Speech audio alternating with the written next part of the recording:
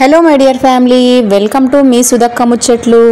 ఈరోజు వీడియోలో పూరీలోకి రెగ్యులర్గా చేసే బొంబాయి చట్నీ ఇలాంటి కర్రీలు కాకోకుండా ఈరోజు రాజ్మాతో కర్రీ అయితే చూపిస్తానండి. గ్రేవీ కర్రీ అద్భుతమైన టేస్ట్తో ఉంటుంది.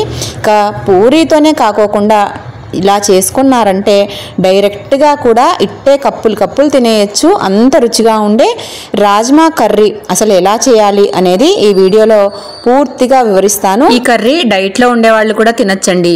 అసలు ఇందులో వేసే ఆయిల్ 2 టేబుల్ స్పూన్స్ కూడా వేయకుండా ఉట్టిగా నీళ్లతోనే ఈ కర్రీ ఉడికించుకోవచ్చు. ఫస్ట్ టైం కనుక మన ఛానల్ని చూస్తే ఛానల్ని సబ్స్క్రైబ్ చేసుకొని వీడియోలను అయితే ఫాలో అయిపోండి.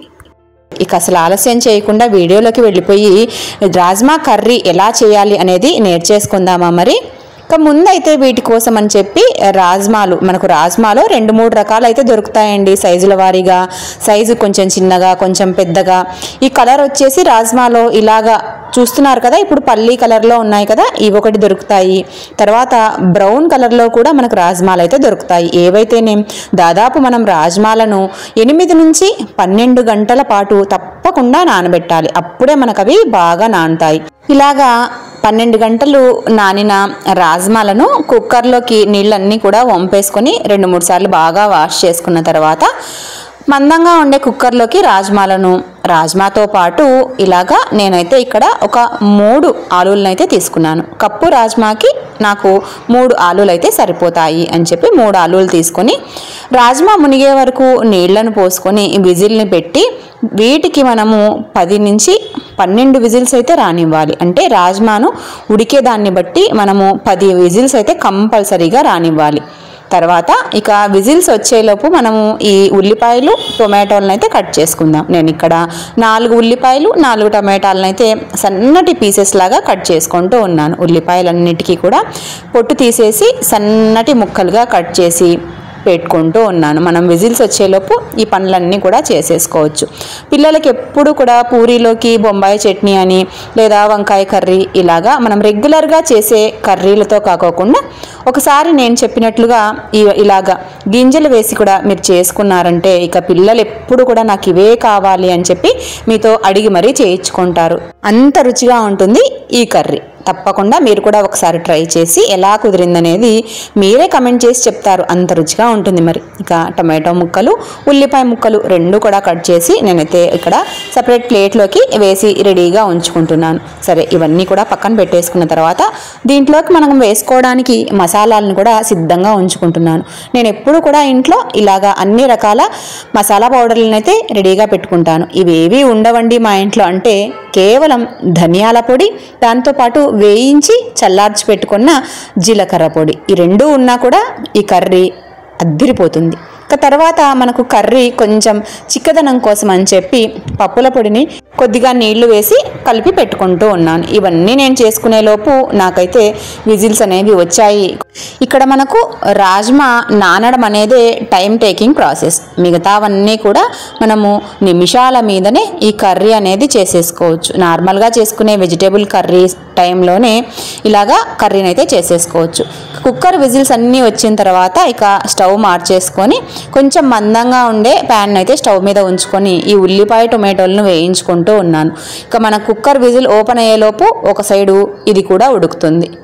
ప్యాన్లో 1 టేబుల్ స్పూన్ ఆయిల్ని వేసుకొని సన్నగా తరిగి పెట్టుకున్నాం కదండి ఉల్లిపాయలు టొమాటో ముక్కల్ని వేసి వీటికి సరిపడినంత ఉప్పు, కొంచెంగా పసుపు వేసి సన్నని సెగ పైన మూతను ఉంచి మధ్య మధ్యలో కలుపుతూ ఈ ముక్కలన్నీ కూడా మెత్తబడేంత వరకు వీటిని ఉడికించుకోవాలి.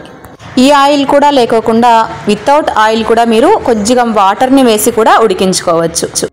ఈ రాజ్మా ప్లేస్లో మీరు కాబూలీ చనానైనా వేసుకోవచ్చు. కాబూలీ చనా వేస్తే మాత్రం చోలే మసాలా వేసుకుంటే ఇక మనకు చోలే మసాలా అనేది రెడీ అయిపోతుంది. లేదా పచ్చి బఠానీ, బ్లాక్ చనా ఇలాగా మనము ఏ గింజలైనా సరే వేసి ఇదే పద్ధతిలో కొంచెం మార్పులను చేసుకొని గ్రేవీ కర్రీని అయితే చపాతీకి కానీ, పూరికి కానీ, ఇక బగారా రైస్ కానీ ఇలాగా రకరకాలుగా ఈ గ్రేవీ కర్రీ అనేది మనకు చాలా టేస్టీగా అనిపిస్తుంది. ఉప్పు, పసుపు వేసిన తర్వాత ఒకసారి బాగా కలిపి పెట్టుకొని మూతను ఉంచి వాటిని ఉడికించుకోవాలి. ఇక అవి ఉడికేలోపు ఇక్కడ ప్రెషర్ అంతా కూడా పోయింది. ఆలుకి తొక్కంతా కూడా తీసేసుకొని ఈ రాజ్మా ఉడికిందా లేదా అనేది చెక్ చేసుకుందాం. చూస్తున్నారు కదా, ఒకసారి ఒక రాజ్మా అయితే ప్రెస్ చేసి చూపిస్తూ ఉన్నాను. చూడండి ఎంత మెత్తగా ఉడికిపోయిందో రాజ్మా. మనకు ఇలాగ ఉడికితే సరిపోతుంది. ఇక ఆలూకి ఉన్న తొక్క అంతా కూడా తీసేసుకుందాం. ఆలు వేడిగా ఉన్నప్పుడు కొంచెం చల్లటి నీళ్ళల్లో వేసిన తర్వాత పట్టుకోలేకపోతే ఇలాగ ఫోర్కి గుచ్చి మనము పొట్టంతా కూడా తీసేసుకోవచ్చు. ఇక ఆలు పొట్టంతా కూడా తీసేసుకున్న తర్వాత ఇలానే ఫోర్క్తో స్మాష్ చేసుకుంటే మనకు మెత్తగా అయిపోతుంది ఆలు అంతా కూడా. ఇక ఈలోపు మనకు ఈ ఉల్లిపాయ టొమాటో కూడా బాగా ఉడికిపోయింది. ఉడికిపోయిన టొమాటో ముక్కల్లో ఈ ఉడికించి పెట్టుకున్న రాజ్మా, అలానే స్మాష్ చేసి పెట్టుకున్న ఆలు అన్నీ కూడా వేసేసి ఇక ఇందులోకి ఇప్పుడు రుచికి సరిపడినంత ఉప్పు, ధనియాల పొడి, వేయించి పొడి చేసి పెట్టుకున్న జీలకర్ర పౌడరు, కొద్దిగా గరం మసాలా, ఇక మనం తినగలిగిన కారాన్ని బట్టి కొంచెంగా కారం పొడి, ఇలాగా మనకు నచ్చిన ఫ్లేవర్స్ని బట్టి పొడులనైతే వేసేసుకోవచ్చండి. నేను ఇక్కడ గరం మసాలాను మాత్రమే యూజ్ చేస్తూ ఉన్నాను. మీకు నచ్చితే చోలే మసాలా, ఇలాగా మీకు నచ్చిన ఫ్లేవర్ని బట్టి పావుబాజీ మసాలా ఏదైనా సరే వేసేసుకొని ఇక వీటన్నిటినీ బ్యాలెన్స్ చేసుకోవడానికి వెరీ వెరీ ఇంపార్టెంట్ ఇంగ్రీడియంట్ ఒక్క 1/2 టేబుల్ స్పూన్ షుగర్ని అయితే వేస్తానండి నేను. అన్నీ వేసిన తర్వాత ఒకసారి అంతా కూడా బాగా కలిపేసి మన కన్సిస్టెన్సీకి తగిన విధంగా నీళ్ళనైతే యాడ్ చేసుకుంటూ ఉన్నాను. అన్నీ కూడా యాడ్ చేసి ఒకసారి అంతా కూడా మసాలాలు బాగా కలిసేలాగా కలుపుకొని మూతను ఉంచి ఇదంతా కూడా మనకు కర్రీ దగ్గరికి వచ్చే వరకు ఉడికించుకోవాలి.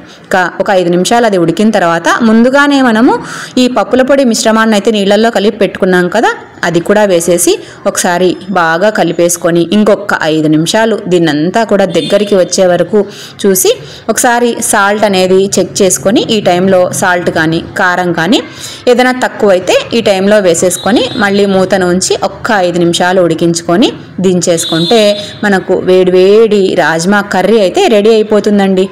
చూసారా ఎంత అద్భుతంగా ఉందోనండి ఈరోజు కర్రీ. టేస్ట్ అయితే అసలు ఇలానే కప్పులో వేసేసుకొని తినాలి అన్నంతగా ఉంది.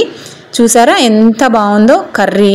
మనకు చూడ్డానికి అలానే తినడానికి చాలా రుచిగా ఉందండి. ఇంతేనండి రాజ్మా కర్రీ మనం ఇంట్లోనే చాలా ఈజీగా ప్రిపేర్ చేసుకోవచ్చు. పైన మనం కొంచెం కొత్తిమీర వేసుకొని గార్నిష్ చేసుకుంటే తినేటప్పుడు అక్కడక్కడ మనకు ఈ పచ్చి కొత్తిమీర పంటి కింద తగిలి చాలా రుచిగా ఉంటుంది. ఇక ఈరోజైతే ఈ రాజ్మా కర్రీని నేను పూరీ కోసం అని చెప్పి చేస్తూ ఉన్నానండి.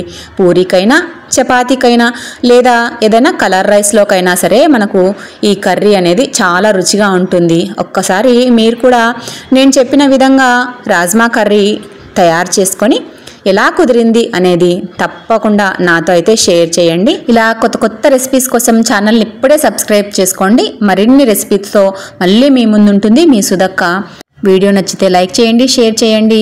మరిన్ని వీడియోల కోసం ఛానల్ని ఇప్పుడే సబ్స్క్రైబ్ చేసుకోండి.